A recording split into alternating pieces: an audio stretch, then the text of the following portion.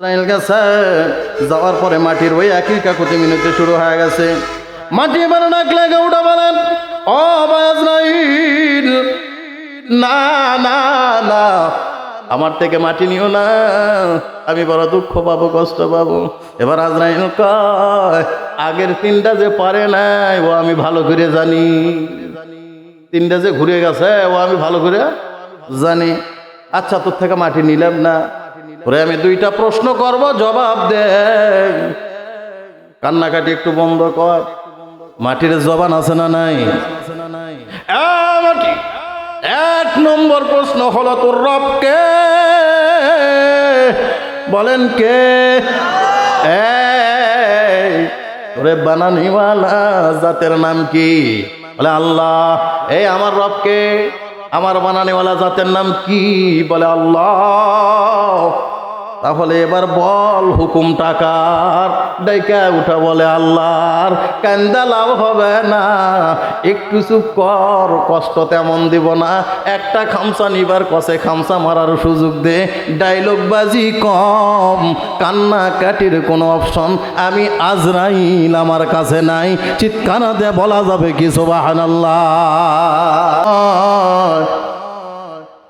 কবরে আযাবের কথা তোমার নাই রে ভয়।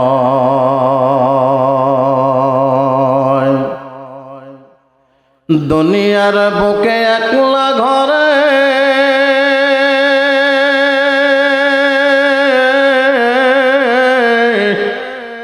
ও মানুষ, দুনিয়ার বুকে একলা ঘরে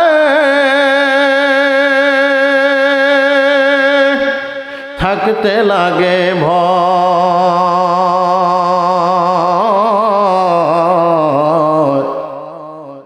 সাথী ছাড়া ওই কবরে কেমনি থাকা যায় রে, কেমনি থাকা যায়। অন্ধকার কবরে তোমার, পরে অন্ধকার কবরে তোমার রইবে না কবাতি।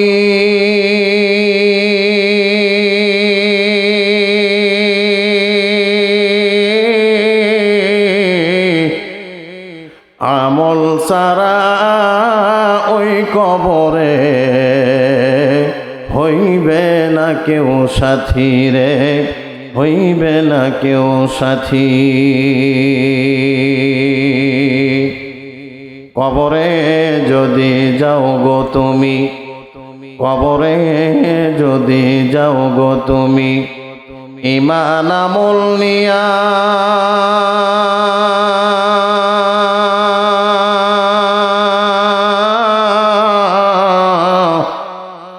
জান্নাত দিবে মাফ করিয়া আল্লাহ খুশি হইয়া। কালেমা পড়েন লা ইলাহা, সবাই ঝংকার দে উচ্চ আওয়াজে লা ইলাহা ইল্লাল্লাহ, লা ইলাহা, লা ইলাহা ইল্লাল্লাহু ইল্লাল্লাহু ইল্লাল্লাহু ইল্লাল্লাহ, লা ইলাহা ইল্লাল্লাহ, লা ইলাহা। दिल की तमन्ना ऐ मेरे अल्लाह, दिल की तमन्ना ऐ मेरे अल्लाह, दीदार पाए आप रसूल अल्लाह। সকলে পড়ুন আমিন, আর একটু জোরে বলুন আমিন। আমরা কি সকলেই রসুলের দিদার চাই না বাজান? আল্লাহ পাক স্বপ্ন যোগে এনার দিনের নবীর সঙ্গে আমাদের একটা বার দিদার নসিব করান, সকলে চাই। জবানটা খুলে পড়ি আল্লাহুম্মা আমিন, আর জোরে বলছে আমিন। दिल की तमन्ना ऐ मेरे अल्लाह, दीदार पाए आप रसूल अल्लाह। पर्दा उठा दे हमें देखा दे, पर्दा उठा दे हमें देखा दे चेहरा रसूलिल्लाह ला इलाहा जबान खुले खुले ला इलाहा जपिबे जेई जन तुम्हारी पाक नाम बंद होबे तार जन्म जहन्नाम बोलन मारहाबा আর একটু জোরে বলেন মারহাবা জপিবে যেই জন তোমারি পাক নাম বন্ধ হবে তার জন্য জাহান্নাম মাফ হইবে তাহার গুনাহ মাফ হইবে তাহার গুনাহ খুশি হইবেন আল্লাহ তাআলা লা ইলাহা লা ইলাহা ইল্লাল্লাহ লা ইলাহা দিলে জবানে তাহার নাম জপিলে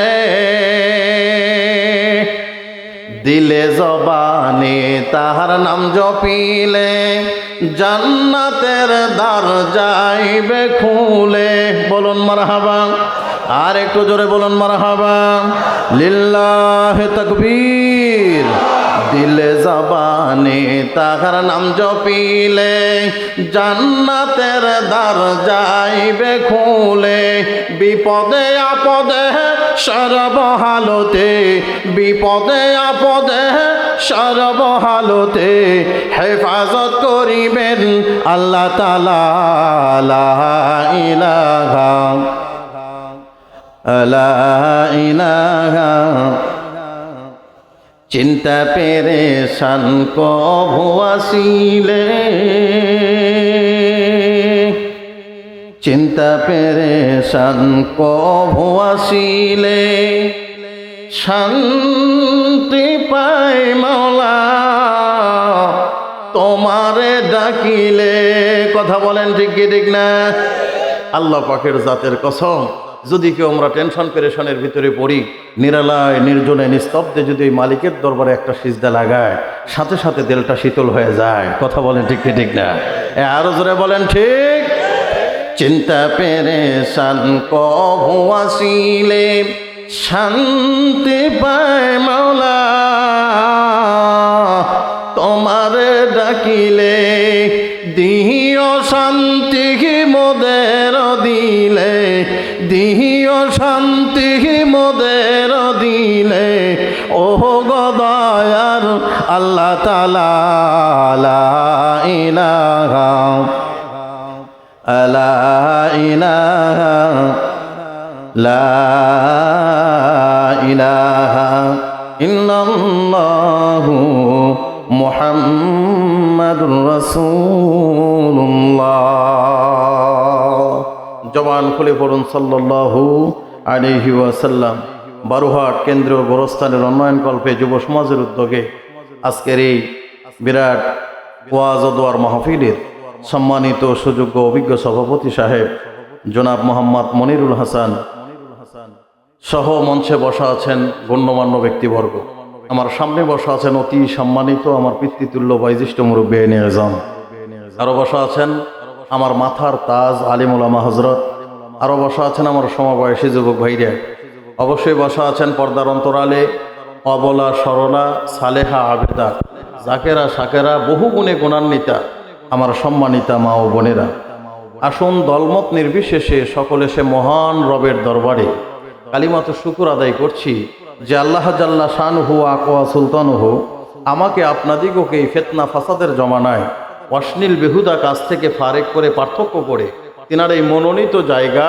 পৃথিবীর পরে এই মুহূর্তে সর্ব উৎকৃষ্ট জায়গা জান্নাতের বাগান বলি সুবহানাল্লাহি ওয়া বিহামদিহি জান্নাতের এই বাগানে জান্নাতি পরিবেশে বাদ মাগরিব থেকে নিয়ে এসে বসে এতক্ষণ পর্যন্ত আলিম উলামা হযরতের মুখ থেকে কোরআন ও হাদিসের আলোকে দিক নিদর্শনামূলক অময়ী বাণী শ্রবণ করার তৌফিক দান করলেন এবং এই মুহূর্তে আমি গুনাহগার এলিম কালাম আমল বলতে আমার কিচ্ছু নাই আপনাদের নেক দুয়ার বরকতে আল্লাহ পাক আমাকে এই পর্যন্ত পৌঁছায়া অল্প কিছু সময় অল্প কিছু কথা প্রধান মেহমান আসার আগ পর্যন্ত কাটাভাবে আমি গোলামকে বলার তৌফিক সাথে সাথে আপনাদেরকে সাহসিকতার পরিচয় দিয়ে বিচক্ষণতার সাথে সুস্থতার সাথে ধৈর্যের সাথে এখন পর্যন্ত বসে সেই কথাগুলি শ্রবণ করার মতো তৌফিক দান করতেছেন। সকলে সে মহান রবের দরবারে কালিমাত শুকুর আদায় করছি, সকলেই পড়ছি আলহামদুলিল্লাহ। আর একটু জোরে বলছি আলহামদুলিল্লাহ। এরপরে জানতে চাচ্ছি আপনারা সবাই কেমন আছেন? আলহামদুলিল্লাহ আলা কুল্লি হাল। বান্দা সুখে থাকুক, দুঃখে থাকুক, আনন্দে থাকুক, কষ্টে থাকুক, খায়া থাকুক, না খায়া থাকুক, শুকরিয়া আদায় করবে কার? আরেকটু জোরে বলেন কার? বান্দা হয়া মাওলার শুকরিয়া আদায় করা ছাড়া দ্বিতীয় কোনো অপশন নাই। কথা কন ঠিক কি ঠিক না? সুস্থ রাখার মালিক কে? অসুস্থ করার মালিক কে? এখন পর্যন্ত সুস্থতার সাথে বসে রাখার মালিক কে? আল্লাহ পাক ইমানের সাথে এখানে যতক্ষণ বসা আছে এতক্ষণ যদি আমরা বসতে পারি, মালিক ওয়াদা করেছেন বান্দার জিন্দেগি থেকে গুনাহ ঝরে যাবে, নেকি লিখতে থাকা হবে। সুবহানাল্লাহ কন। আরেকটু জোরে কন না সুবহানাল্লাহ। সুবহানাল্লাহ বললে কি লস হবে? লাভ আছে? কি লাভ? ও মুকতি, জি লাভ আছে। কি লাভ? লাভ না জানলে তো কাজ করে মজা নাই। আছে? লাভ না জানলে কাজ করে মজা আছে? যে কাজে লাভ নাই ও কাজে সোনার বাঙালি নাই, যে কাজে লাভ আছে আলহামদুলিল্লাহ ও কাজে বাঙালি আছে। তাহলে লাভ জানলে কাজ করে মজা পাওয়া যায়। কথা কন ঠিক কি ঠিক না? সুবহানাল্লাহ বললে লাভ কি? আল্লাহ বলেন বান্দা যদি মহতি মাহফিলের ভিতরে বসে একবার বলে সুবহানাল্লাহ, কয়বার বললাম? আরেকটু জোরে কোন কয়বার? একবার যদি বলে সুবহানাল্লাহ, আমি কুদরতি মওলার কুদরতি অন্তরের মধ্যে জোসমাইরা যাই রে গোলাম, এ গোলাম আমি মওলার স্ত্রী থাকতে পারি না, তুই গোলামের জন্য জান্নাতের ভিতরে সুবহানাল্লাহ বলেন, তুই গোলামের জন্য জান্নাতের ভিতরে রে গোলাম, জান্নাতের ভিতরে এত বড় একটা গাছ বরাদ্দ করে দেই, যেই গাছের ছায়া অতিক্রম করতে গেলে হুষ্ট একটা জোয়ান মানুষ যদি হুষ্ট ঘোড়া নিয়ে সোয়ার দেয়, যুবক হাফসে যাবে, ঘোড়া কাতরে যাবে, কিয়ামত হয়ে যাবে রে গোলাম, তোর গাছের ছায়া অতিক্রম করতে পারবে না। দেখছেন? আর সুবহানাল্লাহ কোয়ার কথা কয়া লাগলো না? এত সুন্দর লাভ ছাড়তেছি গে। কথা বলেন ঠিক কি ঠিক না? গাছ ছোট না বড়? মুসলমান, যতবার আমি আপনি সুবহানাল্লাহ বলবো আল্লাহ এতগুলি গাছ জান্নাতের মধ্যে লাগায় দিবেন। সুবহানাল্লাহ বলেন। আল্লাহর নবী যখন এই বয়ান করতেছিলেন, সাহাবায়ে কেরাম আজমাইন জিজ্ঞাসা করলেন, নবী গো, বান্দার জন্য যত বড় গাছের ঘোষণা দেওয়া হলো, আল্লাহু আকবার, যত বড় গাছের ঘোষণা দেওয়া হলো, এত বড় গাছ কি বান্দার জন্য হবে? নবী মুস্কি হেসে বলেন, সাহাবীরা রে, শুনলে খুশি হবি রে সাহাবীরা, শুনলে খুশি হবি। সুবহানাল্লাহ বলনিওয়ালার গাছ এতটুকুনি থাকবে না, সময় যাবে, মুহূর্ত যাবে, দিন যাবে, ওই গাছটা বাড়তেও থাকবে, বাড়তেও থাকবে। চিৎকার দেয়া বলেন সুবহানাল্লাহ। এই আরো জোরে বলেন সুবহানাল্লাহ। সাহাবায়ে কেরাম বলেন, নবী গো, গাছটা কি পরিমাণ বাড়বে? আল্লাহর নবী বলেন, সাহাবীরা, দুনিয়ার জমিনে একটা বৃক্ষ রোপণ করার পরে 1 থেকে নিয়ে 100 বছর পর্যন্ত যেই পরিমাণ বাড়বে, দুনিয়াতে একটা বৃক্ষ রোপণ করলে 1 থেকে নিয়ে 100 বছর বয়স পর্যন্ত যেই পরিমাণ বাড়বে, সুবহানাল্লাহ বলনিওয়ালার জান্নাতি গাছ মুহূর্তের মধ্যে এর চেয়েও দ্বিগুণ বেড়ে যাবে। খুশি তো? এখানে এইখান দাঁড়ায় অনবী যেভাবে গাছ বাড়ার কথা বললেন গদিনের নবী, এইভাবে গাছটা কতদিন পর্যন্ত বাড়বে? সাহাবায়ে কেরাম আজমাইনের কথার জবাবে নবী বলেন, সাহাবীরা রে, সুবহানাল্লাহ বলনিওয়ালার গাছ ওই দিন পর্যন্ত বাড়বে, ততদিন পর্যন্ত বাড়বে রে, যতদিন পর্যন্ত সুবহানাল্লাহ বলনিওয়ালা ওই গাছের নিচে না যাবে। লাভ না লস? এখানে বসে যত ঝাঁকি দিবেন তত নেকি হবে। কথা কোন ঠিক কি ঠিক না? নেকের দরকার আছে না নাই? আছে? এ মুসলমান, দুনিয়ার জমিনে ওই মানুষটা টেনশন মুক্ত আছে, কোনো টেনশন নাই, টাকা পয়সা অর্থ ঐশ্বর্য গাড়ি বাড়ির অভাব নাই, যার অনেক টাকা। কথা বলেন ঠিক কি ঠিক না? কবরের মধ্যে ওই মানুষটা, কবরের ভিতরে ওই অসহায় ব্যক্তিটা টেনশন মুক্ত আছে গো। যেই মানুষটার জিন্দাগিতে কোনো নেকের অভাব নাই। কথা বলেন ঠিক কি ঠিক না? আমি যদি আপনাদেরকে জিজ্ঞাসা করি, নাটোর সদর উপজেলার ভিতরে সবচাইতে বড় বাড়িটা কার, আপনারা বলতে পারবেন? ভাবতে ভাবতে দিন শেষ। কতক্ষণ ঠিক কি ঠিক না? কিন্তু আমি বলতে পারবো সহজ করে, হুজুর টাকা বেশি যা, টাকা বেশি যার বড় বাড়ি, টাকা বেশি যার পোশাকের বিলাসিতা, টাকা বেশি যার খাদ্যের বিলাসিতা, টাকা বেশি যার গাড়ির বিলাসিতা, টাকা বেশি যার দুনিয়াবি যত বিলাসিতা রং তামাশা, এই ব্যক্তিটা বাড়ি বড়, এই ব্যক্তিটা টেনশন ফ্রি। যার অনেক টাকা, বাংলাদেশ ব্যাংকে টাকা, রূপালী ব্যাংকে টাকা, পূবালী ব্যাংকে টাকা, ইসলামী ব্যাংকে টাকা। মুসলমান, দুনিয়ার যত ব্যাংক আছে সব ব্যাংকে টাকা বেশি যার, ওই মানুষের আর টেনশন নাই, দুনিয়ার ধনী। কথা বলেন ঠিক কি ঠিক না? কবরের ধনী তো ওই ব্যক্তিরে দুদু, কবরের ব্যক্তিটা ওই, কবরের ধনী তো ওই ব্যক্তিটা। গভীর করে মনোযোগ দেন রে যুবক ভাই। কবরের ভিতরে ধনী ওই ব্যক্তি যার নেকি বেশি, ওই ব্যক্তিটার কবরের মধ্যে বিলাসিতা বেশি, নেকি বেশি যার, পরলৌকিক জীবনে সবচাইতে বড় বিল্ডিংটা তার। কথা বলেন ঠিক কি ঠিক না? মুসলমান, বাংলার জমিনে যে মানুষটার সব ব্যাংকের মধ্যে নাকি, ওই মানুষটা যেমন টেনশন ফ্রি। সব ব্যাংকের মধ্যে যার টাকা, ওই মানুষটা যেমন টেনশন ফ্রি, চলাফেরা করে, কোনো টেনশন নাই। কবরের ধনী ওই ব্যক্তি, ওই ব্যক্তি যেই ব্যক্তিটার নামাজের ব্যাংকে নেকি, রোজার ব্যাংকে নেকি, সদকার ব্যাংকে নেকি, দানের ব্যাংকে নেকি, ওয়াজ মাহফিলে বসার ব্যাংকে নেকি, সব ব্যাংকে নেকি বেশি বেশি যার, কবরের ভিতরে নিরালায় নিস্তব্ধে ঘুমানোর সুযোগও বেশি তার। কথা বলেন ঠিক কি ঠিক না?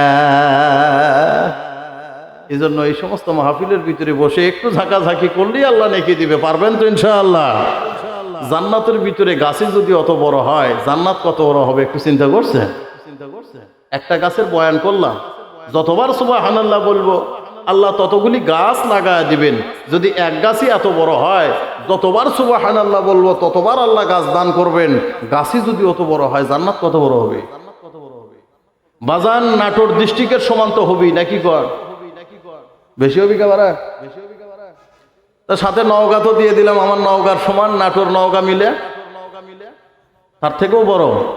আল্লাহু আকবার বলেন, আল্লাহু আকবার। সবচেয়ে ছোট জান্নাতটার বয়ান করি, তাহলে বুঝে আসবে যে জান্নাত কত। সবচাইতে ছোট জান্নাত অর্থাৎ ক্ষুদ্র জান্নাত, ন্যূনতম জান্নাত। আল্লাহ পাকের কাছে ছোট বড় জান্নাত আছে না নাই? সবচেয়ে ছোট জান্নাতটা কার? কোন ব্যক্তির? যে ব্যক্তি যাররা পরিমাণ ঈমান নিয়ে কবরে ঘুমানোর সুযোগ পাবে, আল্লাহ পাক ওই ব্যক্তিটাকেও জান্নাতি বানাবেন, ক্ষুদ্র ছোট্ট একটা জান্নাত দান করবেন। সুবহানাল্লাহ বলেন। জাররা পরিমাণ নেকি? জাররা বোঝেন তো আপনারা? নাটোরের মানুষ, জাররা হলো সরিষার দানাকে 70 ভাগ করার পরে 1 ভাগ হলো 1 জাররা। তো ভাগ পরে কে দেখে কে? আমি আরো সহজ করে দিই। কাপড় আপনারা দুপুরের সময় গোসল করে নদীর পারে, খালের পারে দেখবেন একটা সাঁটা দেন, ঠাস করে শব্দ হয়, হয় কি হয় না? এই ঠাস করে শব্দর সাথে দেখবেন বিড়বিড় করে একটা বিন্দু কোনা ওড়ে, ওরে না? এর এক বিড়বিড়ি হলো 1 জাররা। খুব বড় নাকি? খুব বেশি পরিমাণ না। আরো সহজ করে বলি, টিনের বাড়িতে যারা বসবাস করেন, উপরে স্ক্রু যদি মিস করে, ওই তিলের থেকে আলো কৃষ্ণা একটা ঘরের মাঝাত পরে, পরে কি পরে না? দেখবেন খাটে ছুঁয়ে থেকে ওই মাঝার যে আলোর রেশমাটা পড়ছে, ওর ভিতরে বিড়বিড় করে একটা বিন্দু কোনা উঠতে দেখা যায়। এই এক বিড়বিড়ি হলো 1 জাররা। খুব বেশি বড়, বুড়ো মানুষের চোখে ধরা পড়ে না। কথা কন ঠিক কি ঠিক না?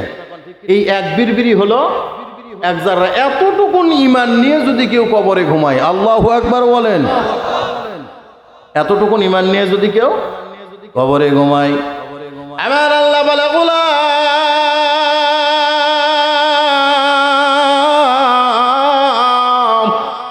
এতটুকুন ঈমান আমি আল্লাহ খুশি হইয়া ওই মানুষটার একটা ন্যূনতম জান্নাত দিব। ঈমান যেমন ক্ষুদ্র, জান্নাতটা তেমন ক্ষুদ্র। এতটুকু ঈমানের মালিকানা নিয়ে যদি কেউ কবরে ঘুমাইতে পারে রে দোস্ত, আমার আল্লাহ খুশি হইয়া ছোট্ট একটা জান্নাত দান করবেন। আল্লাহ ঘোষণা করেন, গোলাম রে, ওই জান্নাতটা হবে যেই জান্নাতটা ক্ষুদ্র ঈমানওয়ালাকে দান করব, ক্ষুদ্র জান্নাত। ওই জান্নাতটা হবে এই দুনিয়া সমান 10 দুনিয়া সমান। ছোট জান্নাত হবে এই দুনিয়া সমান। কয় দুনিয়া?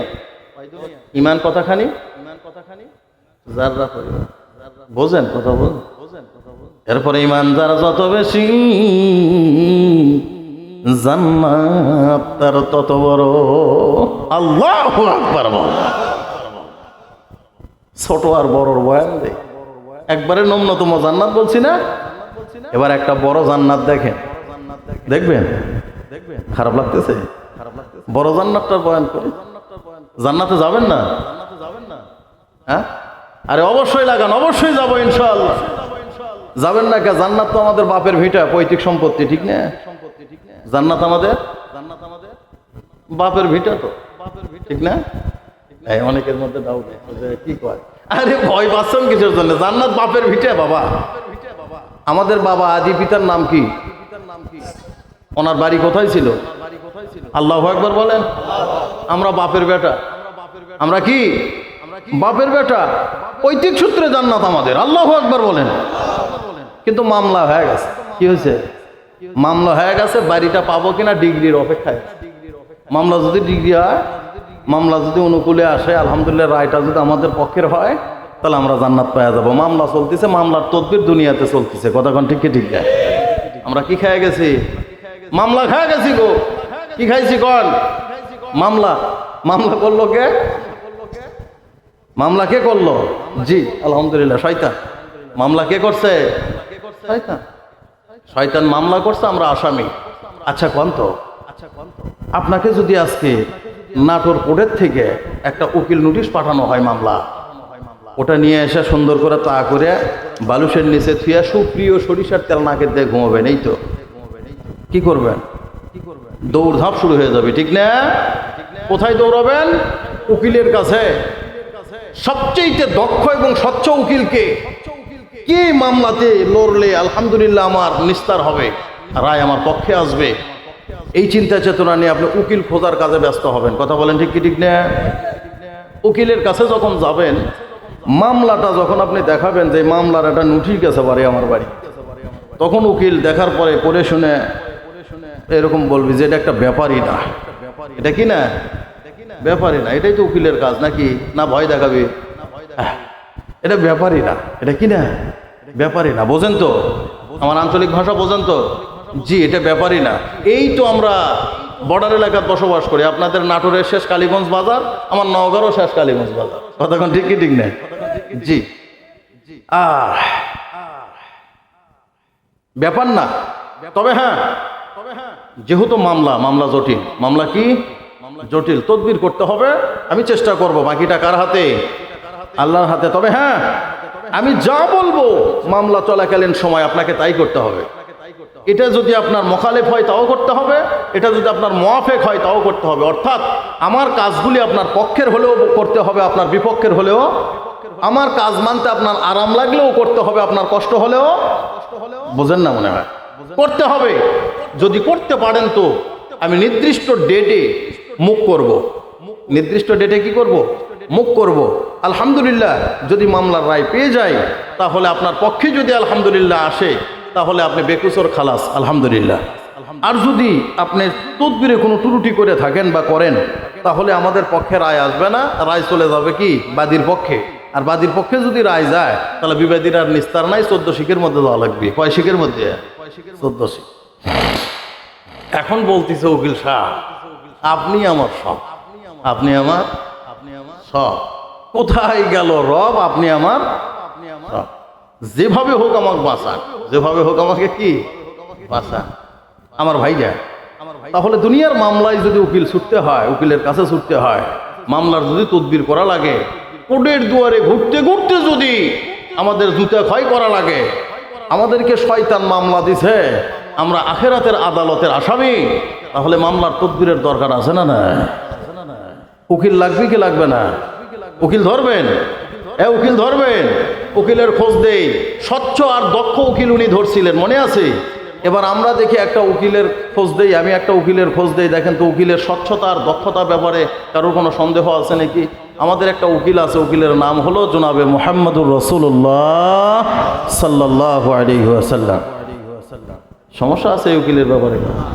হ্যাঁ, উকিলদের উকিল, মাস্টারের মাস্টার, ডাক্তারের ডাক্তার, বৈজ্ঞানিক বৈজ্ঞানিক, দার্শনিকের দার্শনিক নবী আমার। কথা বলেন ঠিক কি ঠিক না? এই উকিল বলবেন যে মামলা যেটা হয়েছে ব্যাপারই না, শয়তান মামলা দিতেই পারে, ব্যাপার না।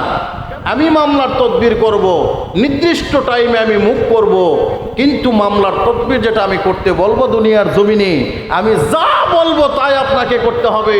এটা আপনার পক্ষে হতে পারে, আপনার বিপক্ষে হতে পারে, এটা আপনার মুখালিফ হতে পারে, এটা আপনার মুআফিক হতে পারে, আপনার কষ্ট লাগতে পারে, আপনার মানতে আরামও লাগতে পারে, কিন্তু আমি যা বলবো তাই করতে হবে। আর বাহিরে কিছু আপনি করতে পারবেন না। যদি তাই পারেন তো কিয়ামতের কঠিন মুসিবতের সময় আমি মুখ করব আলহামদুলিল্লাহ। যদি আপনি জয়লাভ করেন তো আলহামদুলিল্লাহ, আপনি জান্নাতি। সুবহানাল্লাহ বলেন। আপনার জান্নাত আপনি ফেরত পাবেন, বাবার পৈতৃক সম্পত্তি। আর যদি না হয় তাহলে আপনি যদি তদবিরে ত্রুটি থাকে, আপনি যদি এরকম করে কোশেষ চেষ্টায় যদি ত্রুটি থাকে, তাহলে আমি মুখ করবো ঠিকই, কিন্তু রায় আপনার পক্ষে আসবে না, বাদীর পক্ষে যাবে। আর বাদীর পক্ষে, শয়তানের পক্ষে যদি রায় যায়, তাহলে আপনাকে নিস্তার নাই, আপনাকে 14 শিকড়টা জাহান্নামে ঢোকা লাগবে। কথা বলেন ঠিক কি ঠিক না? কথা পরিষ্কার না? পরিষ্কার না? কথা পরিষ্কার। এখন আসেন, আমাকে আপনাকে প্রত্যেক দিন কোর্টে হাজিরা দেওয়া লাগবে। প্রতিদিন কোথায় হাজিরা দেওয়া লাগবে? কোর্টে। কোর্ট কোথায়? মসজিদে। আজরাইল বলেন, আমরা সকলেই জানি আল্লাহ পাক আমার আপনারা জান কবজ করার জন্য একজন নির্দিষ্ট ফেরেশতা বানায় রাখছেন। ফেরেশতার নাম হলো আজরাইল। নাম কি বাজান? আজরাইল। আমরা জানি ওনার একটা কাজ, সেটা হলো আমাদের শেষ নিঃশ্বাস ত্যাগ করাবেন। ওনার একটা কাজ, সন্তানকে নিয়ে বাবাকে সন্তান হারা করবেন, বাবার লাশ সন্তানের কাঁধে উঠায় সন্তানকে চির এতিম বানাবেন। কথা বলেন ঠিক কি ঠিক না? কিন্তু আজরাইলের আরো একটা কাজ আছে। আজরাইল কয়, আমার কাজ আমার আল্লাহ দুনিয়ার আদালতের মুহুরি হিসাবে নিযুক্ত করেছে। আমি দুনিয়ার আদালতের কি মুহুরি, আল্লাহ পাকের যে আদালতে যেখানে হাজিরা দেওয়া লাগবে, তদবির করা লাগবে, যে অফিস দুনিয়ার আছে, এখানে আমাকে আল্লাহ পাক মুহুরির দায়িত্ব দিচ্ছে। আমি মসজিদে বসে থাকি, আমি দেখি হাজিরা কে দেয় কে দেয় না, হাজিরা কে দেয় আর কে দেয় না। হাজিরা যার যেরকম হবে তদবির তার সেই রকম হবে। হাজিরায় যদি অনুপস্থিত থাকে গো, ওর জান কবজের সময় বলা লাগবে না কারটা আসানির সাথে করা লাগবে আর কারটা কঠোরের সাথে করা লাগবে। এটা আমি আজরাইল জানি। আমি মসজিদের গেটেই থাকি, কতক্ষণ কে কিভাবে ঢোকে আর বের হয়, আর কে জিন্দাগিতে কোনোদিন পশ্চিম দিকে আসারও খায় না, এটা আমি আজরাইল আমার জানা আছে। কথা বলেন ঠিক কি ঠিক না? মুসলমান ভাইরা আমার, ওই জান্নাতে আমরা যাব। কেমনে যাব? আল্লাহ বলেন, রে গোলাম, ওয়াতাসিমু বিহাবলিল্লাহি জামিআ।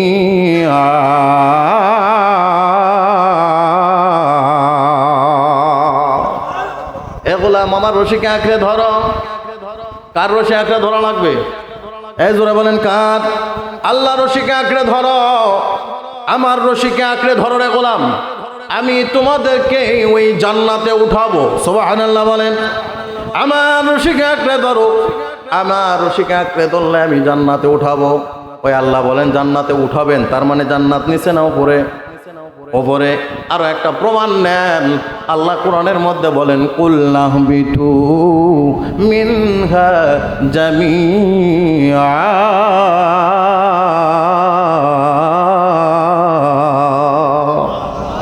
এদের সকলকে নিচে নেমে দাও।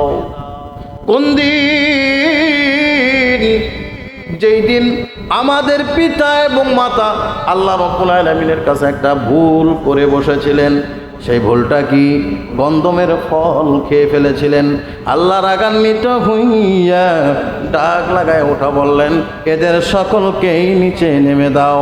আপনাদের কাছে আমার একটা জিজ্ঞাসা আছে, আল্লাহ যখন বলেছিলেন এদের সকলকে নিচে নেমে দাও, ওই জায়গায় কয়জন উপস্থিত ছিলেন?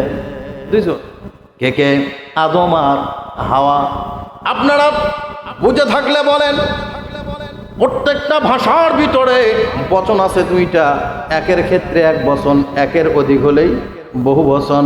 কিন্তু আরবি গ্রামারে, আরবি লুগাতে বচন হলো তিনটা। বচন কয়টা? তিনটা। একের ক্ষেত্রে এক বচন, একের অধিক হলে দ্বিবচন, তার অধিক হলে বহু বচন। অর্থাৎ আরবি গ্রামারে বচন একটা বেশি, সেটা হলো দ্বিবচন। ওখানে উপস্থিত ছিলেন কয়জন? আল্লাহ চাইলে কোরআনের ভাষা কুল্লাহাবিতু মিনহা জামিআ, এখানে আল্লাহ দ্বিবচন ব্যবহার করতে পারতেন। আলিম ওলামারা আছেন, শিক্ষিত জন গুণীজনেরা আছেন। আপনারা জানেন আমার আল্লাহ এখানে ইহবিত ইহবিত শব্দ ব্যবহার করতে পারতেন, কিন্তু না করে ইহবিতু অর্থাৎ জুমা ব্যবহার করলেন কেন? এখানে আল্লাহ পাক বহুবচন ব্যবহার করলেন কেন? মুসলমান মুফাসসিরিন ইকরাম এই আয়াতের ব্যাখ্যা করতে যায় বলেন, ওখানে আদম আর হাওয়া দুইজনেই ছিলেন না। ওই আদম আর হাওয়া দুইজনে না থাকার কারণে আল্লাহ বহুবচন ব্যবহার করেছেন। ওখানে অনেকজন ছিল।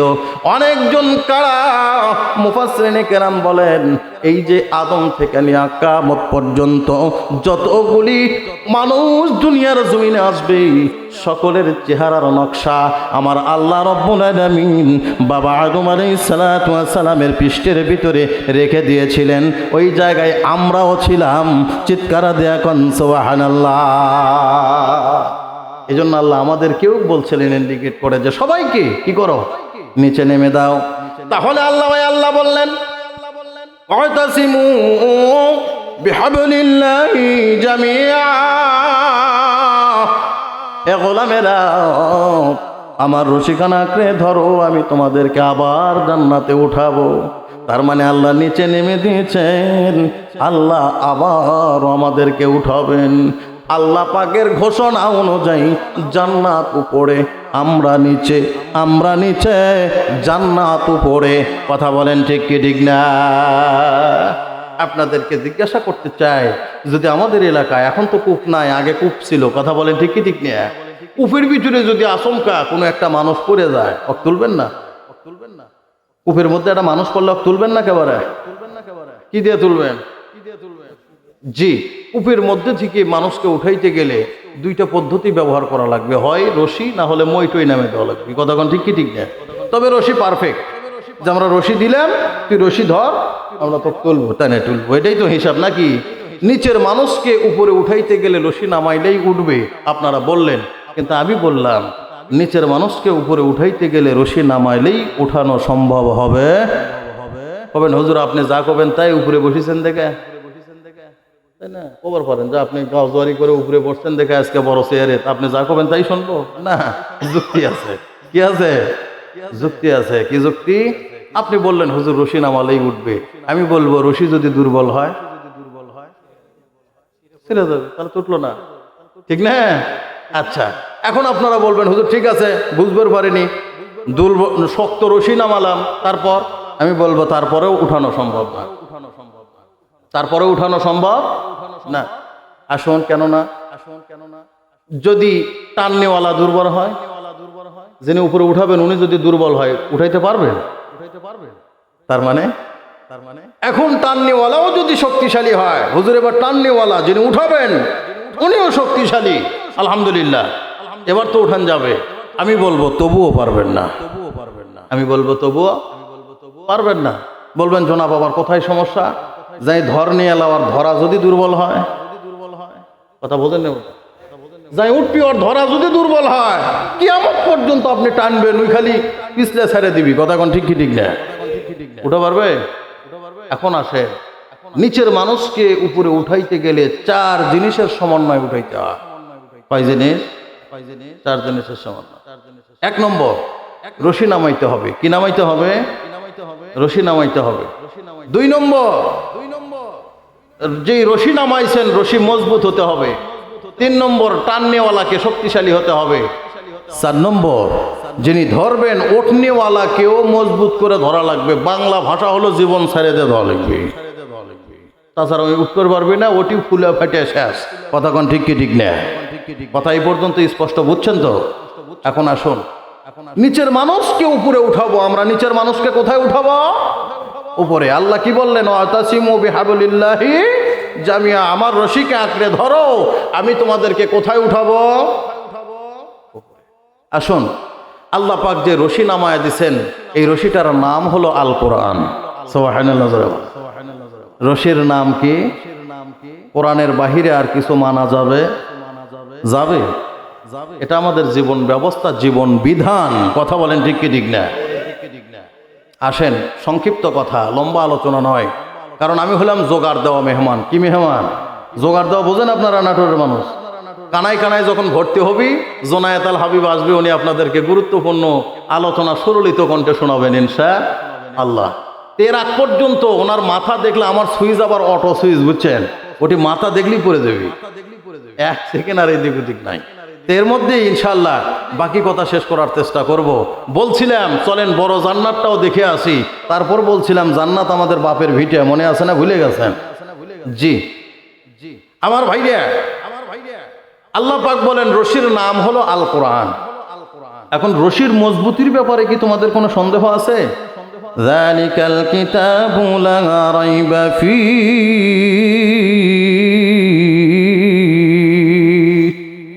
এই কিতাবের ভিতরে সন্দেহ তো দূরের কথা, সন্দেহর অবকাশ।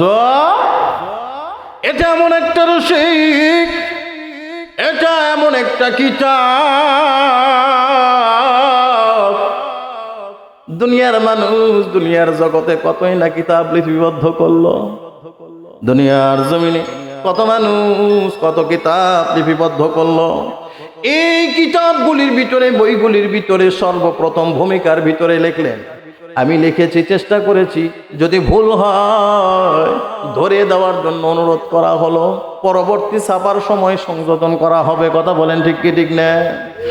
মুসলমান, এটা এমন একটা কিতাব, যেই কিতাবের শুরুতে আমার রব, আমার আল্লাহ, এই কিতাবওয়ালা চ্যালেঞ্জ ছুড়ে দিলেন, যালিকাল কিতাবু লা রাইবা ফীহি।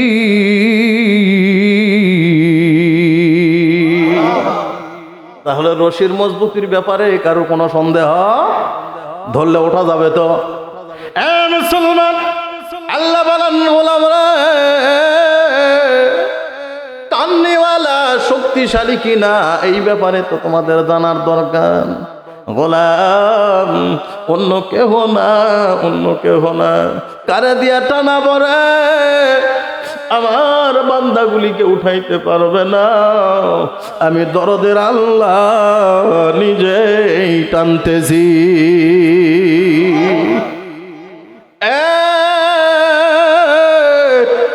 আল্লাহ বলে গোলাম, একজন বান্দা জাহান্নামী হোক আমি আল্লাহ দিল থেকে চাই না, একজন বান্দাও জাহান্নামী হোক এটা আমি আল্লাহ চাই না। ও গোলাম, সকল বান্দাদের জন্য আমি আল্লাহ নাম ধরে ধরে জান্নাত বানায় রাখছি। সুবহানাল্লাহ, জোরে কন্যা সুবহানাল্লাহ। গোলামেরা রে, শুনলে আশ্চর্য হবি রে গোলাম, আমি আল্লাহ মায়া করে দয়া করে আবু জাহেলের জন্য জান্নাত বানায় রাখছি, হারুনের জন্য জান্নাত বানাইছি, কারুনের জন্য জান্নাত বানাইছি। আমি আল্লাহ আবু জাহেলের জন্য জান্নাত বানাইছি, উতবার জন্য জান্নাত বানাইছি, আবু লাহাবের জন্য জান্নাত বানাইছি, ফেরাউনের জন্য জান্নাত বানাইছি, এমনকি নমরুদের জন্য জান্নাত বানাইছি। যতগুলি রূহকে আমি আল্লাহ রূহের জগতে সৃষ্টি করেছি, সকলের নাম ধরে ধরে আমি আল্লাহ রাব্বুল আলামিন এক একটা করে জান্নাত বানায় রাখছি। মুসলমান, আল্লাহ বলেন গোলাম, আমি তোদেরকে মায়া করে দয়া করে বানাইছি। আল্লাহ পুরা পৃথিবী বানাইছেন, আল্লাহ আসমান বানাইছে, জান্নাত বানাইছেন, জাহান্নাম বানাইছেন, সবগুলির রব কে? আরো জোরে বলেন কে? সবার বানানিওয়ালা কে? আল্লাহ কয় আমি সব বানাইলাম রে গোলাম, সব বানাইলাম, আমি সব বানাইছি, কিন্তু কোনোটার মধ্যে আমি আল্লাহ আমার কুদরতি হাত লাগাই নাই। এবার আল্লাহ বলেন, ও ফেরেশতারা দলেরা, ইতিহাস আপনারা কম বেশি জানেন, আমি সংক্ষিপ্তভাবে বলে দেই। আমি এবার আদম বানাবো। এবার কি বানাবো বাজান? আদম বানাবো। রে ফেরেশতার দলেরা, মাটি সংগ্রহ করো, আমি আদম বানাবো। এবার চারজন ফেরেশতা মাটি সংগ্রহ করে নিয়ে আসলেন। একই সাধারণ বিড়ম্বনা রে দোস্ত, একই সাধারণ বিড়ম্বনা। আমার আল্লাহ সর্বপ্রথম জিব্রাইলকে মাটি নেওয়ার জন্য পাঠাইছিলেন। আল্লাহু আকবার বলেন। জিব্রাইল মাটি নিতে যাইয়া মাটির ভিতরে যখন খামসা লাগাবেন, সঙ্গে সঙ্গে মাটি কাকুতি মিনতি করা শুরু করলেন, মাটি ক্রোধন করা শুরু করলেন, ডাক লাগায় ওটা বলেন, জিব্রাইল বাইরে, না না না, আমার মধ্যে খামসা মারিস না, বড় ব্যথা পাবো রে। এই কাকুতি মিনতি দেখিয়া এবার মাটি সংগ্রহ করতে জিব্রাইল পারেন নাই। জিব্রাইলের কলিজার মধ্যে মায়া লেগে গেছে, দয়া লেগে গেছে। জিব্রাইল আল্লাহ রাব্বুল আলামিনের দরবারে হাজির হয়ে গেছে। আল্লাহ ডাকতে উঠা বলেন, জিব্রাইল রে মাটি কোথায়? এবার জিব্রাইল ডাকতে উঠা বলেন, মাওলা আমি পারি নাই। আল্লাহু আকবার গন, আমি কি করি নাই? পারি নাই।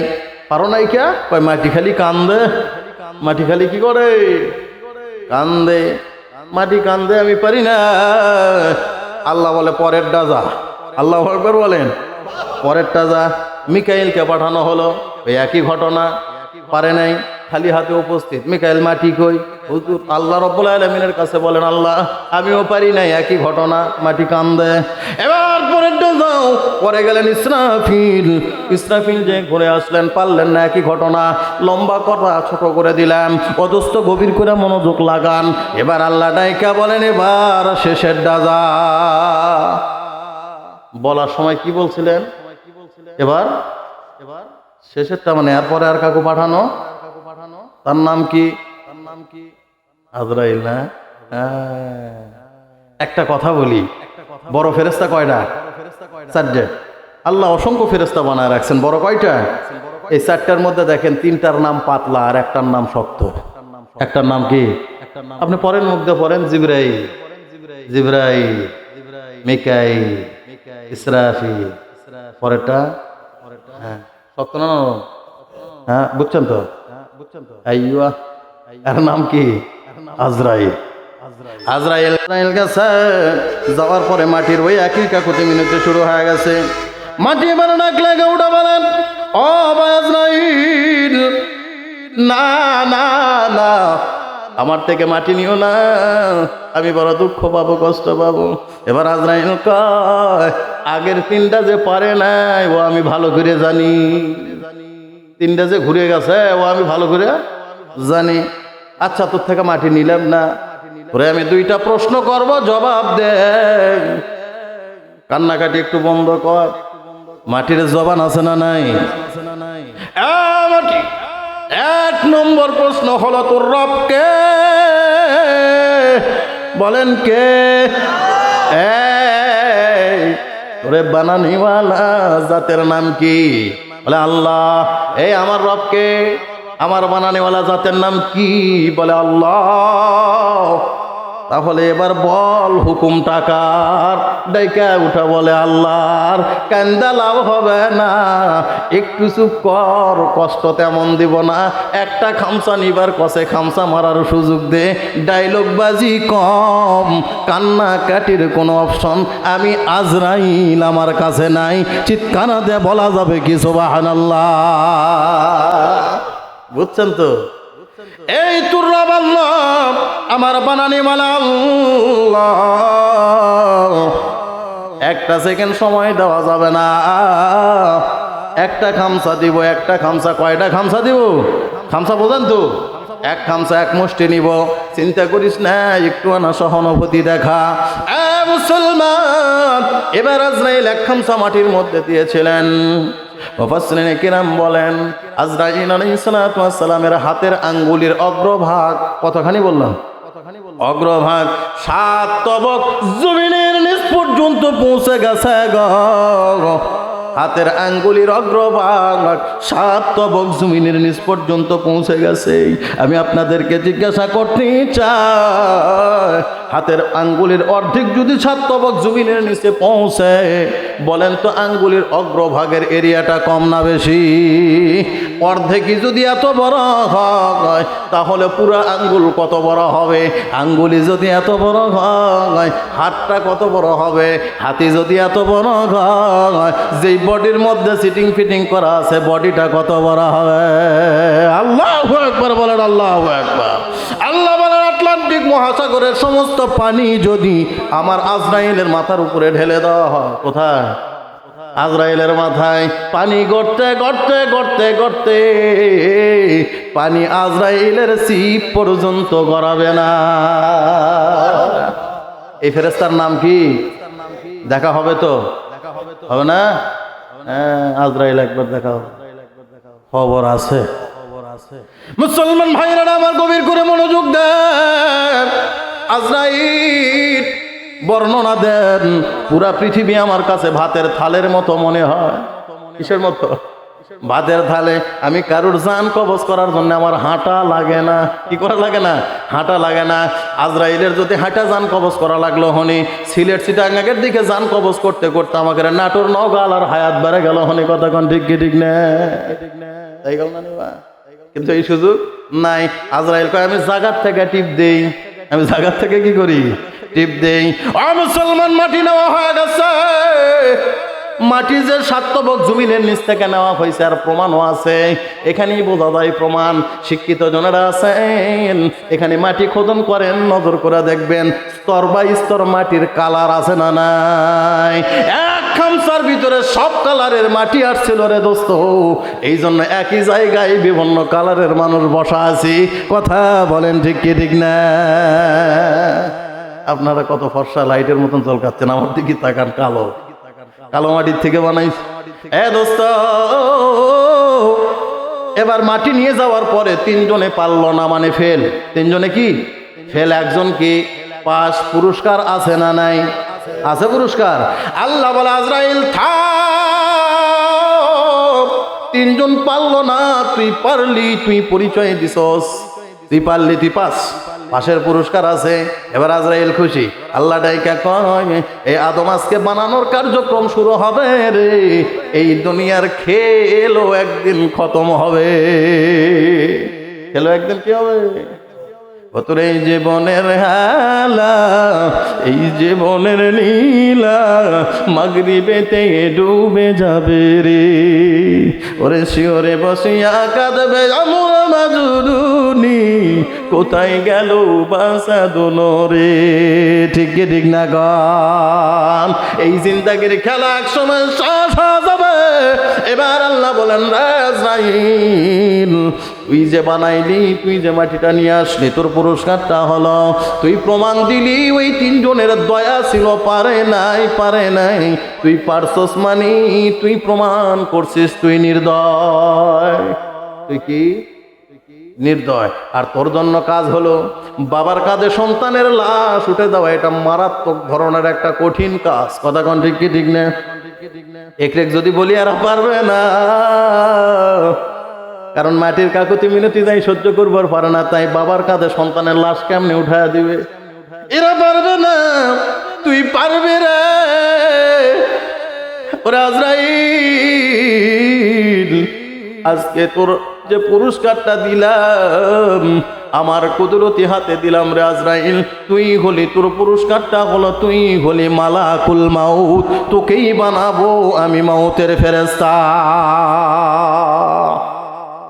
এবার লম্বা কথা। মুসলমান, আল্লাহ রাব্বুল আলামিন আদম বানাইতে বললেন, ফেরেশতারা বললেন কতখানি বানাবো? আল্লাহ কয় 60 হাত আন্দাজ বানাও। সুবহানাল্লাহ বলেন। কয় হাত বললাম? 60 হাত। 60 হাত আন্দাজ মূর্তি বানাও। এবার সবভাবে যখন কষ্ট করে মূর্তিটা বানাইছেন, আসমানের ব্যাপার আল্লাহকে বলা হয়েছিল, আল্লাহ আসমান বানাইছি, আল্লাহ বলছেন হয়ে গেছে, সুবহানাল্লাহ বলেন। জান্নাত বানাইছে, আল্লাহ কইছে হইছে। ও আল্লাহ জাহান্নাম বানাইছি, বলে হয়ে গেছে। ও আল্লাহ দুনিয়া সুন্দর করে বানাইছি, কয় হয়ে গেছে। ও আল্লাহ কাবা বানাইছি, বলে হয়ে গেছে।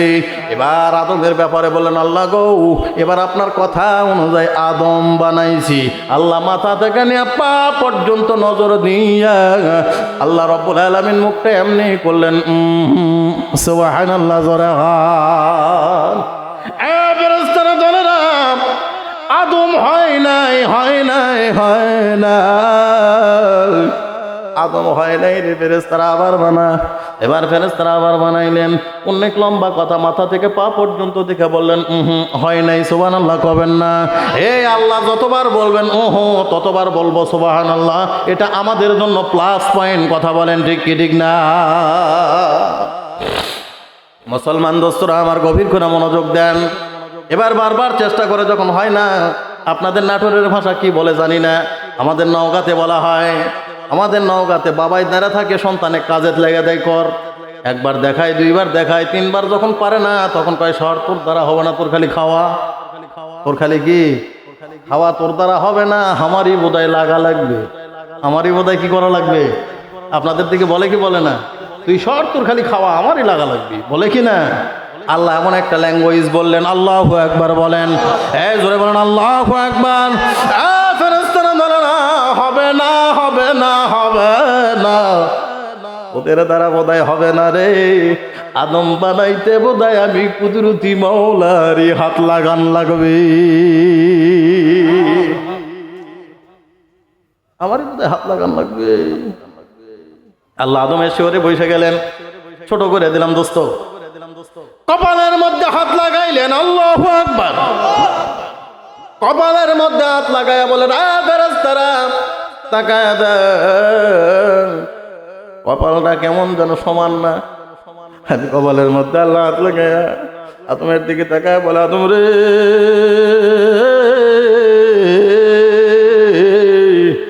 ও আদম তাকায় দেখ, আমি আসমান বানাইছি, হাত লাগাই নাই। আদম জমিন বানাইছি, হাত লাগাই নাই। আদম জান্নাত বানাইছি, হাত লাগাই নাই। আদম রে কাবার মতো সম্মানী জিনিস বানাইছি, হাত লাগাই নাই। সুবহানাল্লাহ। কাবার সম্মান আছে না নাই? এই পৃথিবীর জমিনে আল্লাহ বলেন চারটা জিনিস আমি বানায় রাখছি বড় সম্মানী করে, আল্লাহু আকবার বলেন।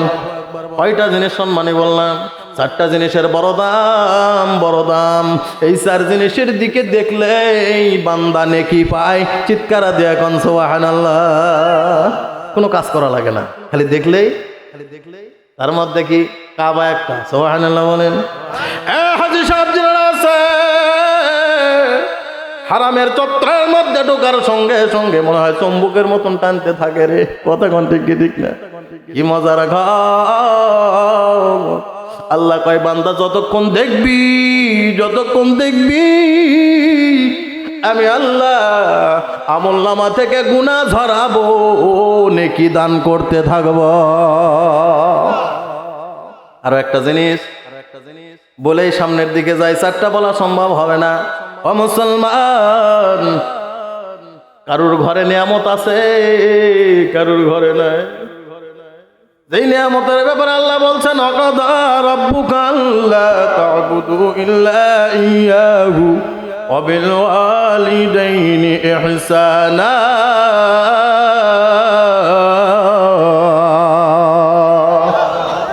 ওটা অন্য কেহ না, জনম দুঃখিনী মা। আল্লাহ বলে মার দিকে সন্তান নেক নজরে যতক্ষণ পর্যন্ত তাকাবে, সন্তান এতক্ষণ পর্যন্ত সন্তানের নাম আমলে নেকি দান করা হবে, নেকি দান করা হবে। চিৎকার দেখুন সুবহানাল্লাহ। মুসলমান সংক্ষিপ্ত ভাবে বলি, আরো একটা আমার সামনে আল কোরআন। আল্লাহ এত সম্মানী করে বানাইছেন, এত সম্মানী করে বানাইছেন। কোরআন শুধু পড়লেই নেকি পাওয়া যায় না, এই জিনিস শুনলেও নেকি পাওয়া যায়। সুবহানাল্লাহ বলে। এই কোরআন শুনলে নেকি পাওয়া যায় কি যায় না? কোরআন শুনলেও নেকি পাওয়া যায়। কোরআন দেখলেও আজকে শুনলাম নেকি পাওয়া যায়। কোরআন দেখলেও কি পাওয়া যায়? কিন্তু দেখার একটা সিস্টেম আছে। দেখার কি আছে? সিস্টেম আছে, ধরন আছে। ধরন আছে। কোন ধরন? কাঁদবেন, চোখের পানি ফেলবেন, অজুরত অবস্থায় অক্ষরের উপর বলাইতে থাকবেন, মান্দা যেমনি পরে অমনি ঢুলতে থাকেন, আর মাওলার দরবারে কাঁদতে থাকেন, আল্লাহ পারি না,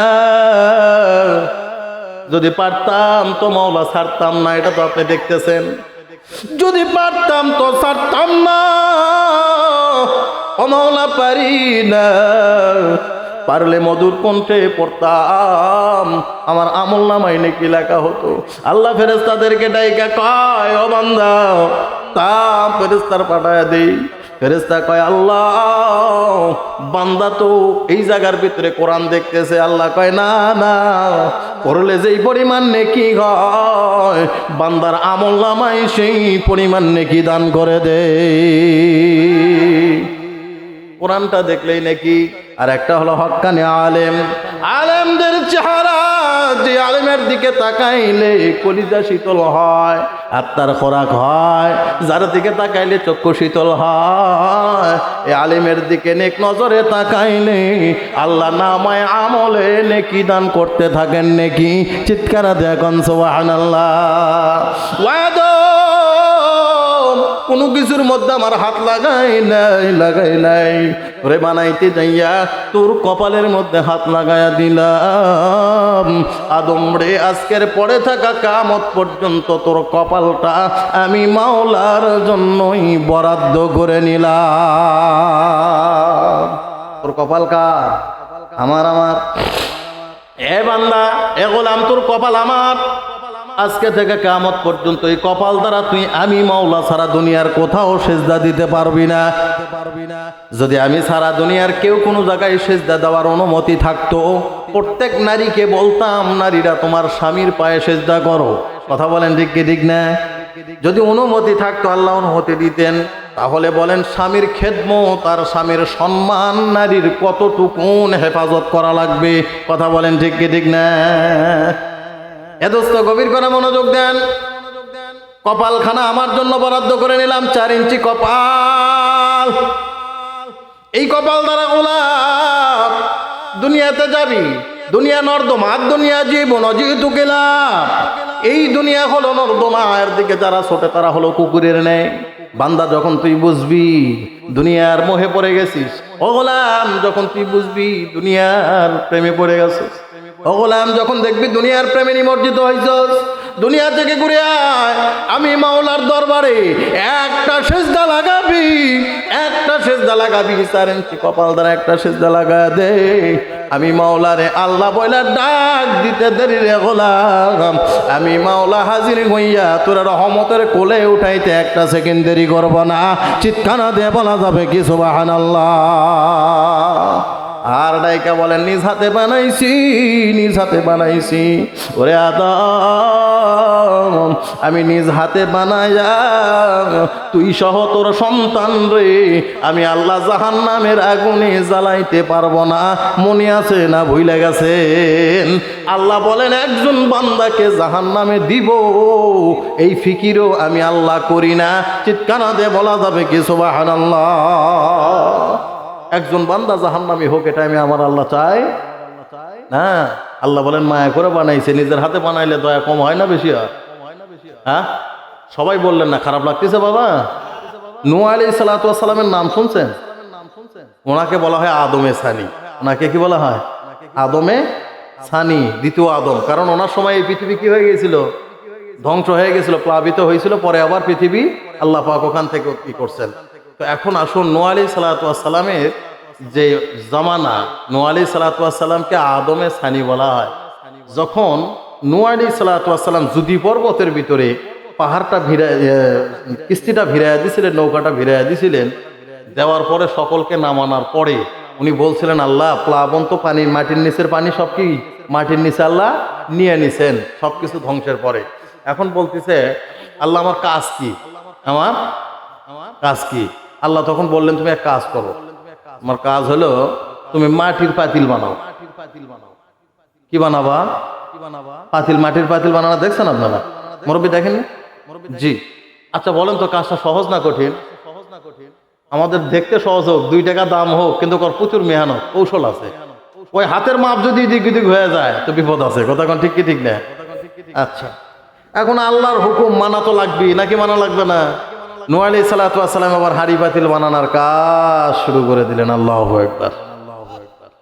বেশ, পাতিল এই বানাই এই ভেঙে যায়। আল্লাহ কয় যে রোদের দাও, শুকাও শুকাও, রোদের দেয় ফাইটে চলে যায়, কারণ মাটি মেথা হয়নি তো ফাইটে যায়। এই বানাইছে বানাইছে বানাইছে বানাইছে, আল্লাহর হুকুম না মানে তো উপায় নাই, পয়গম্বর বলে তো কথা। তো শেষ পর্যায়ে আলহামদুলিল্লাহ পাতিল হয়েছে। পাতিল কি হয়েছে?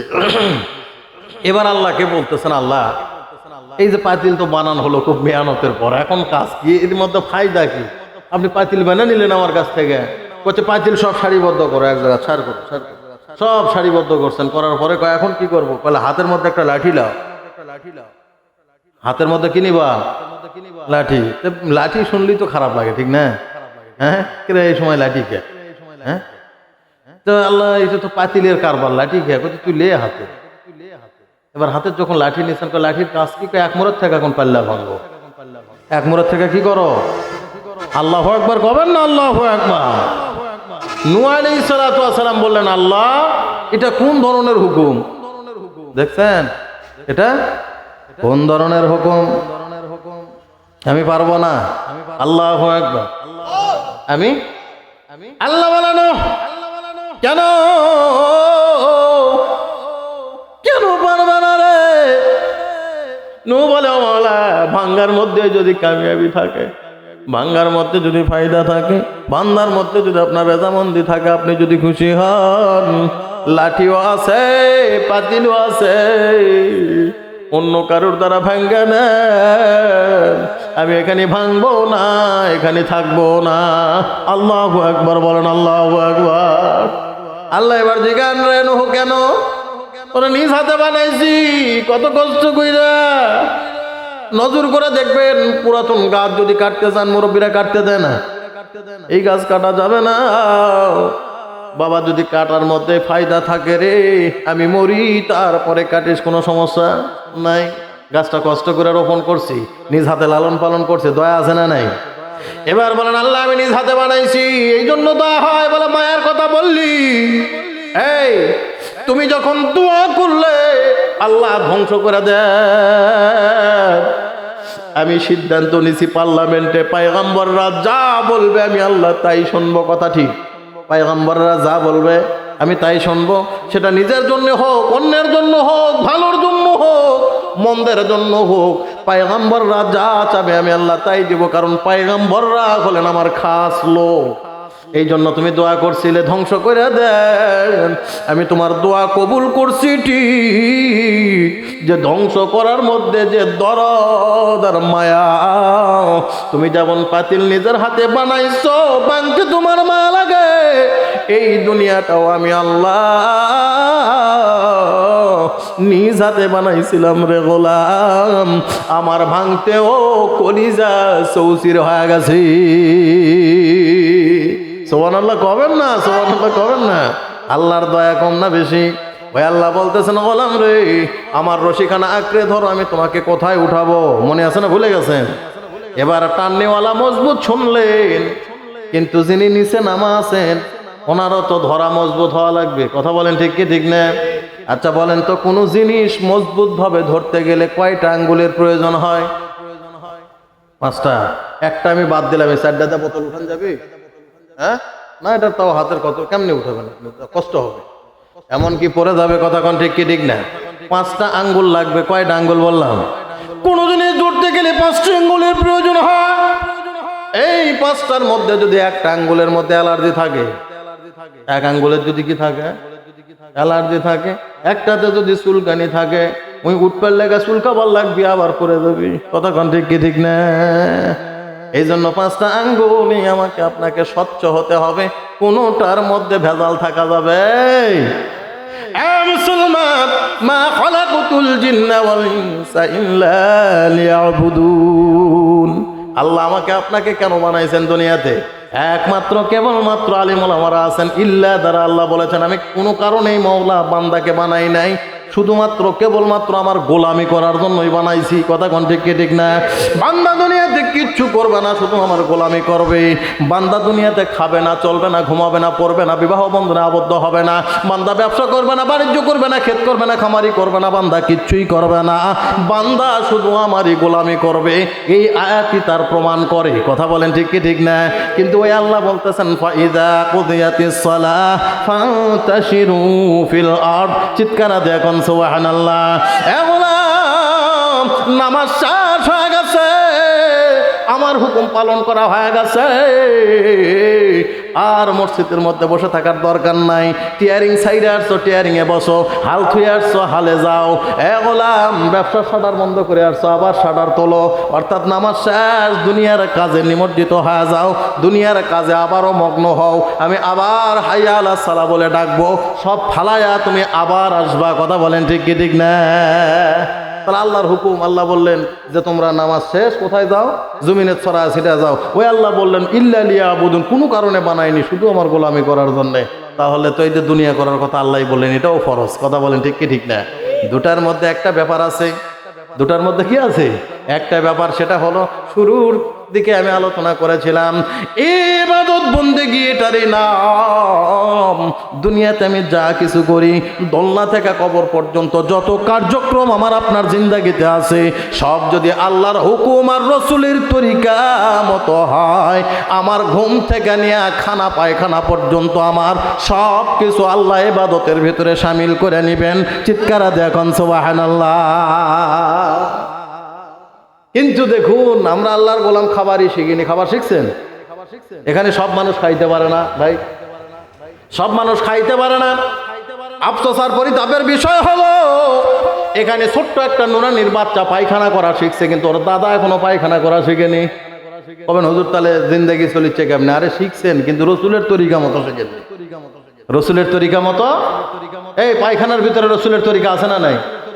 ঢোকার দোয়া আছে, বের হওয়ার দোয়া আছে, ঢোকা কেমনে বসবেন সেটা আছে, ঢোকা বসে কি কি করবেন সেটা আছে, বিড়ি খাবেন না বসে থেকে অন্য কাম টাম আছে, এ নাই? আল্লাহর রসুলের তরিকা নাই, পায়খানা করার তরিকা নাই। আলি খাবেন, পালি খাবেন, পালি খাবেন, হিসাব করা লাগবে না। এই জায়গার ভিতরে আল্লাহর রসুলের তরিকা আছে না নাই? যা পাবেন তাই খাবেন, এটা কি মতলব ভালো? যা পাবেন তাই খাওয়া যাবে?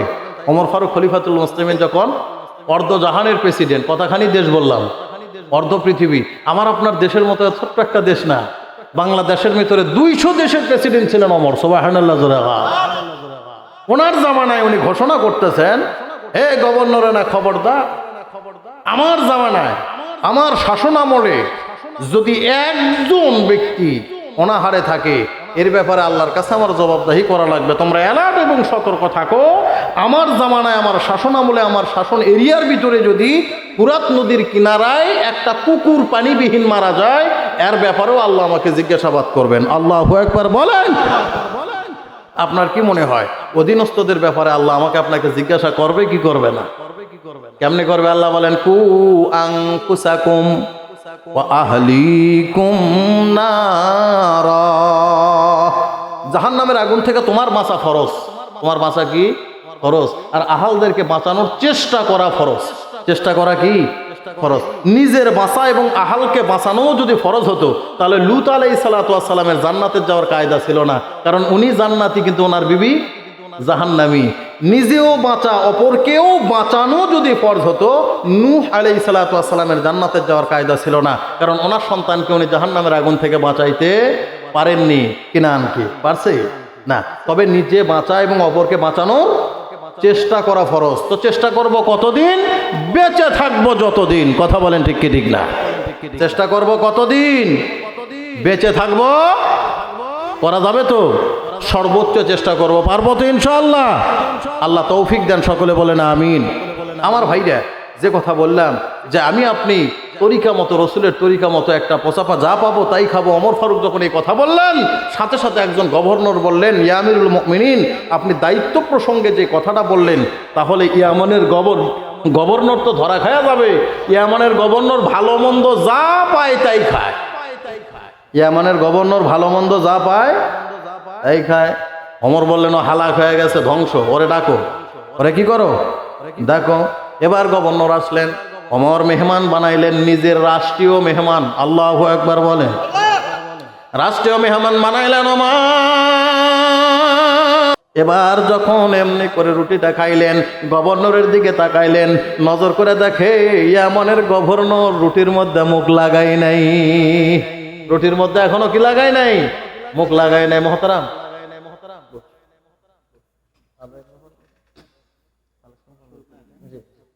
বুঝছি, আমার হাতে মোটামুটি আইডিয়া নিছি। আলহামদুলিল্লাহ, ইয়ামানের গভর্নর তখন রুটিতে মুখ লাগাই নাই। ওমর জিজ্ঞাসা করলেন, কি ব্যাপার রুটিতে মুখ লাগালেন না? কয় কি দিয়ে খাবো? কয় কে যে 2 দিনের তেল আমি খেলাম।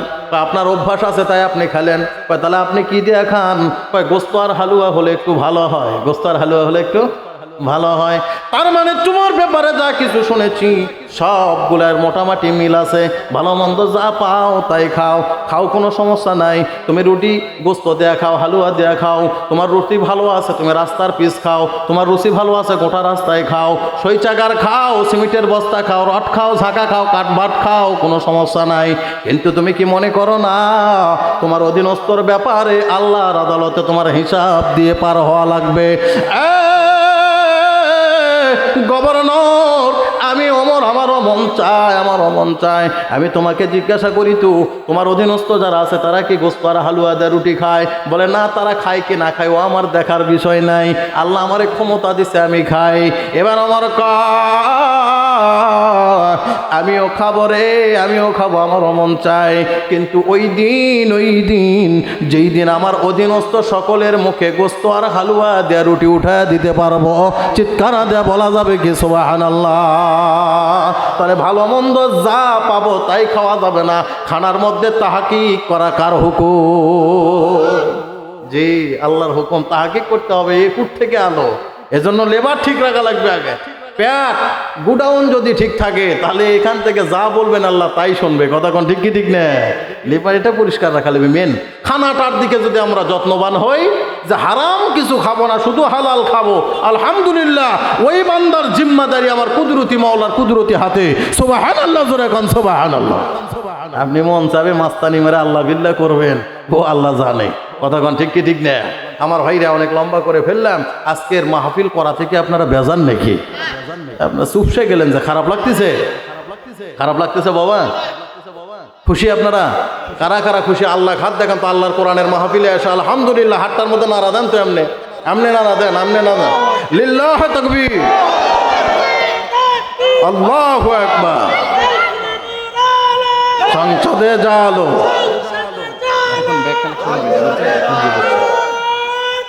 আলহামদুলিল্লাহ, হাত নামা। শরীরের মধ্যে এখন একটা ভাব আসলো না? ভাল লাগলো না কন্ত? যাক আলহামদুলিল্লাহ। এই মাহফিল, এরকম মাহফিল আগামীতে চলুক, এটা আপনারা চান? জি, আমাদের ভিতরে সকলেই যদি আমরা এই দিনের মাহফিলকে, কোরআনের মাহফিলকে জারি রাখার জন্য আমরা একটু চেষ্টা করি, আলহামদুলিল্লাহ আগামীতেও, আজকে কুমিল্লা থেকে আলহামদুলিল্লাহ জোনায়েত আল হাবিব সাহেব উনি আসছেন সুদূর কুমিল্লা থেকে, খুব গুরুত্বপূর্ণ আলোচনা করবেন এবং সুরলিত কণ্ঠে। আলহামদুলিল্লাহ কলিজা শীতল হয়ে যায় গো আলোচনা শুনলে, ঠিক না? ইউটিউবে দেখেন না আপনারা যে উনি ভাইরাল ব্যক্তিত্ব। শুকরিয়া আলহামদুলিল্লাহ। কোরআনের ময়দানে থাকলে আল্লাহর বয়স লাগে না। আল্লাহ পাকে বান্দা উঠাইতে গেলে কি লাগে না? বয়স লাগে না। ইজ্জত দেওয়ার মালিক কে? ছোট্ট মানুষ, খুব বেশি যে তাও না, আলহামদুলিল্লাহ। কিন্তু আল্লাহ পাক কি করছেন? ইজ্জতের দিকে অনেক বড় করেছেন। আজকে এখানে আসবেন, আলোচনা শোনাবেন। ইনার থেকেও বড় বড় আলেম এই বারুহাট